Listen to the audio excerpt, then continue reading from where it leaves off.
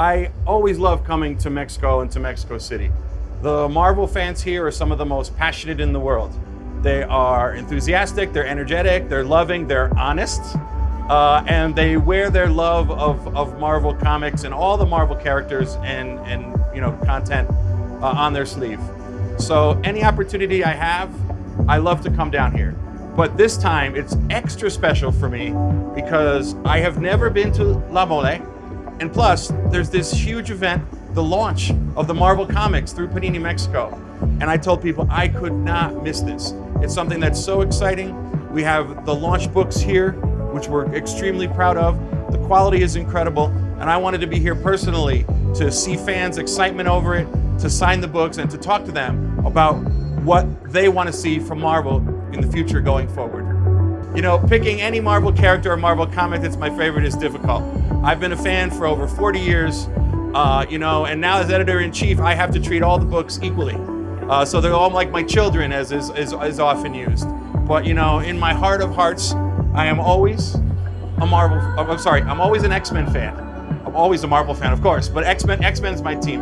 So I think it's great that the Jonathan Hickman stuff is being released here, but also one of the proudest things that we've been able to accomplish at Marvel since I've been back is getting John Romita Jr. to come back and draw Spider-Man. It's one of the best runs of Spider-Man since he was on the book back in the 80s. And I couldn't be prouder that fans here are now going to be able to read it, in their native language. So I think that's the one. If there was one I had to pick, it would be The Amazing Spider-Man. When it comes to my favorite X-Men, most people would think, oh, it's Wolverine or it's Nightcrawler, but it's not. My favorite X-Men is Danny Moonstar. From the New Mutants back in the day, she's had a number of different names, I have very vivid dreams in my real life, and Danny has the power to control dreams for good or worse. And I always loved that was her power and how she could affect people with it. It was different from the New Mutants that I know and love and grew up with, but I thought it had some great moments. Magic, Ilyana Rasputin is my other favorite character. Anna Joy did an amazing job with that character. It was nice to see Lockheed at the end too. So it was an interesting piece of content that they created based on a Marvel comic, and I enjoyed it for what it was. If I had to pick one series that I really want to come out here in Mexico, I think it would be Strange Academy by Scotty Young, Humberto Ramos, and Edgar Delgado. We conceived that book together with editor Nick Lowe. And Humberto was hired specifically to work with Scotty so he could bring his style to it. He brought a lot of amazing touches to it.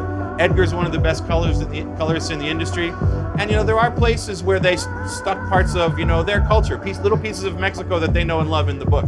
So I really hope that fans here will be able to experience Strange Academy.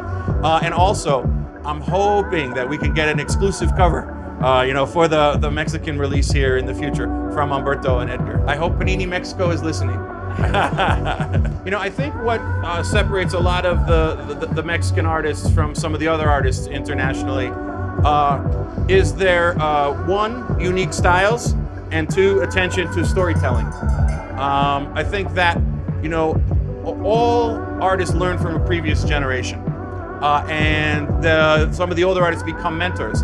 And now Humberto, he's been doing this for a very long time, since he was 18 years old. And so many artists have looked up to him.